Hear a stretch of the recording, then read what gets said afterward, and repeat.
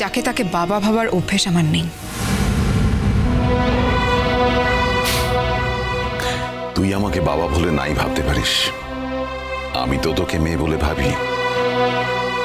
আর তুই তো একদিন আমায় বলেছিলিস তুই আমাকে বাবার মতোই দেখিস, বাবার মতোই ভাবিস। ভুল করেছিলাম। আর কি করা যাবে, একবার যখন ভুল করে ফেলেছিস তখন সব ভুল তো আর সংশোধন করা যায় না। যাই হোক, আচ্ছা কুর্চিকে দেখছি না। কুর্চিকে তোমার কি দরকার? কুর্চি ওর ছেলের বিয়ে আছে সামনে, সেই জন্য ও জিনিসপত্র কেনাকাটি করতে গেছে। বসো নতুন ঠাকুর। বাহ, এই তো কি সুন্দর হাঁটাহাঁটি করছো, তাহলে তুমি সুস্থই আছো। কেন, কি ভেবেছিলে আমি এমন শয্যাশায়ী হয়ে আছি যে তোমার বউ ভাতে যেতেই পারবো না? সেটা ভাবলে চলবে আমার? তুমি বিয়েতে না গেলে চলবে? তুমি না গেলে বিয়েটা গুছিয়ে দেবেটাকে আমার? এই যে বউ ভাতের অনুষ্ঠান হবে, কাকে কাকে কিভাবে আপ্যায়ন করতে হবে, কিভাবে ম্যানেজ করতে হবে, সবটা ওই বাড়িতে সব তো তুমি সবকিছু জানো। নতুনদা থাক না, এই প্রসঙ্গটা থাক না। তুমি তো এসছো বিয়েতে নেমন্তন্ন করতে, বউ ভাতে নেমন্তন্ন করতে, আমরা তো নিয়েছি নেমন্তন্ন। এখন অন্য কথা বলি। দেখো নতুনদা, তুমি তো ট্রেনে যান না যে অল্প বয়সী ছেলেদের মতন বিয়ে নিয়ে নাচানাচি করছো। প্রসূন, মনের কোনো বয়স হয় না। অবশ্য এতদিন তুমি সংসার করছো, এসব হয়তো তুমি ভুলে গিয়ে থাকলেও থাকতে পারো। যাকে যাক, রশ্মি বৌদি কোথায়? স্বাভাবিক, আসলে অনেকদিন ধরে সংসার করছি বলেই হয়তো বুঝতে পারি না। তুমি তো আবার রশ্মি বৌদির খোঁজ করছিলে। রশ্মি বৌদি বাড়ি নেই। তা রশ্মি বৌদি বুঝি তোমার বউ ভাতের চিফ গেস্ট? যা বলেছেন কাকিমণি, রশ্মি বৌদি না থাকলে আমার বিয়েটা হবে কি করে? রশ্মির বাবা অসুস্থ, হঠাৎ খবর এসেছে, তাই মেয়েকে নিয়ে বাবার কাছে গেছে। হয়তো বাবার যা শারীরিক কন্ডিশন নাও আসতে পারে, সবটাই নির্ভর করছে বাবার উপরে। কিন্তু তোমার রশ্মি বৌদি না এলে তোমার কি করে বিয়ে হবে নতুনদা? তোমার বিয়েতে তো তোমার চিফ গেস্টই নেই।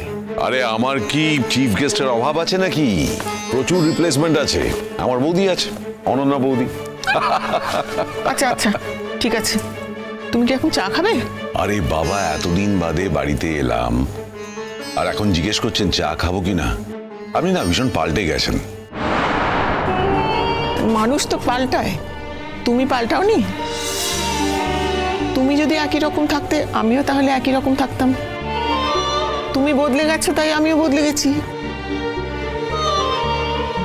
আচ্ছা বৌদি, বলছি আমি আর দাদা যে বেরিয়েছিলাম, একটু রাবড়ি নিয়ে এসেছিলাম।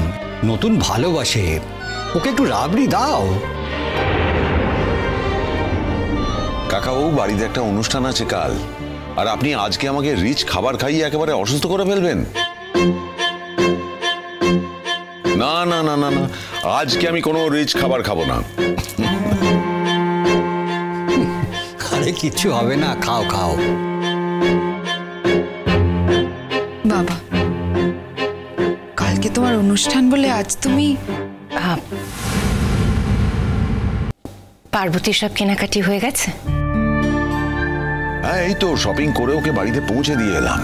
আমি তো ভেবেছিলাম একেবারে ওকে নিয়ে আসবো, সমস্ত জিনিসপত্র সবাইকে দেখাবো। তা পার্বতী বললো ওর খুব টায়ার্ড লাগছে, তাই ওকে বাড়িতে পৌঁছে আমি এখানে এলাম। যাকে যাক কাকিমণি, আগামীকাল তো আমার রিসেপশন, সেই কারণে আপনাদের জন্য কিছু গিফট এনেছিলাম। কিছু নতুন জামা কাপড় আছে সকলের জন্য। তোমার বউ ভাতে তোমার খুব আনন্দ হতে পারে, কিন্তু আমাদের এমন অবস্থা হয়নি যে তোমার বউ ভাতে নতুন জামা কাপড় পরে খেতে চলে যাব। দেখুন, আমি তো দিয়ে গেলাম, কিন্তু এরপর যদি আপনারা না পরে যান তাহলে আমার আর কি করার আছে। তবে আমি কাকাবাবুকে দায়িত্ব দিয়েছি যাতে আপনারা সকলে নতুন জামা কাপড় পরে কালকের অনুষ্ঠানে যান। সবার আগে কমলিনীর। শাড়িটা বের করি।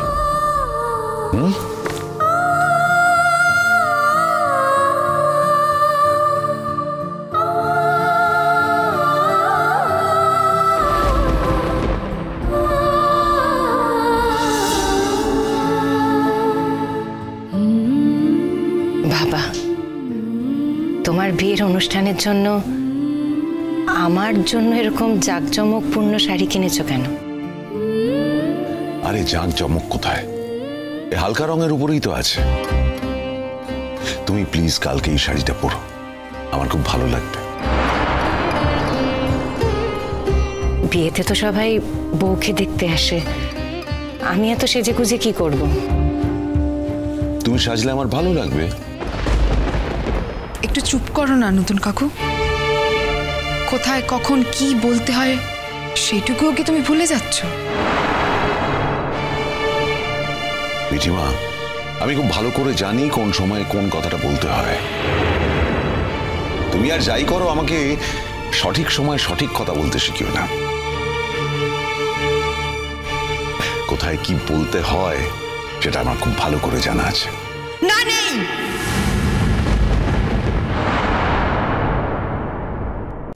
ওরে বাবা, এত রাগ! মিঠি, তোর না বড্ড মেজাজ বেড়েছে, মেজাজটাকে ঠান্ডা কর। আর কালকে সেজেগুজে চলে যাবি কিন্তু। আরে বাবা, যাবে যাবে, আমি সবাইকে টেনে নিয়ে যাব। দেখো না কালকে কি করি, নিশ্চয়ই যাবে। আমি তো বলেই রেখেছি, নতুন ঠাকুরপোর বিয়ের বৌভাত, আমি তো নিশ্চয়ই যাব। কতদিন চেয়েছি এই দিনটা আসুক। আমিও চেয়েছি, জানো তো, কতদিন চেয়েছি এই দিনটা আসুক। আর চাইতে চাইতে হঠাৎ এখন রিয়েলাইজ করলাম আমি বুঝতেই পারিনি আমি কতটা চেয়েছি। কেমন যেন ভীষণ টিনেজারদের মতন লাগছে। প্রসূন তো বলেই ফেললো যে আসলে নতুনদা, তোমাকে দেখে না সত্যি লজ্জা লাগছে, তাই না বলে পারছি না আর কি। মানে এখানে তো মিঠি রয়েছে, মিঠি তো তোমার মেয়েরই মতো, মানে মেয়েই বলতে পারো, মেয়েই তো। তুমি ওর সামনে যা করছো। কি এমন করেছি প্রসূন? সামান্য উপহার এনেছি সকলের জন্য। মিঠি, এটা তোর জন্য। মরে গেলেও পড়বো না। পড়বি পড়বি, ঠিক পড়বি। আর যদি না পড়িস তাহলে নিয়ে যাস, আমি ওখানে অন্য কাউকে দিয়ে দেবো, কেমন? এখনই দিয়ে দিচ্ছি, তোমায় বলে দিচ্ছি আমি পড়বো না।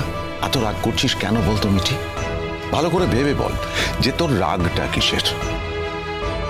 তোর নতুন কাকু বিয়ে করছে, তার রিসেপশন, সেখানে বহু মানুষ আসবে। তোর নতুন কাকু চায় যে সবাই আনন্দ করুক।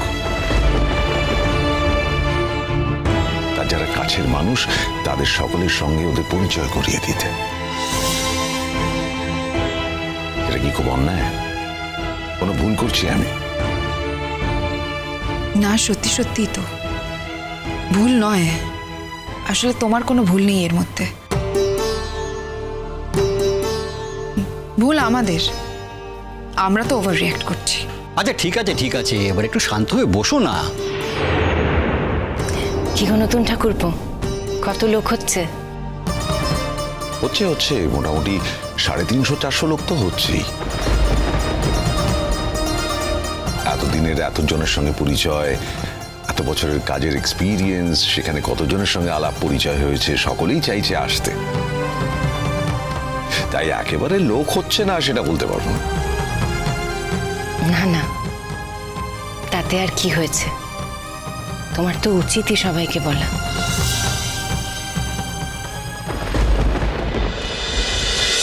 চিরসখা হে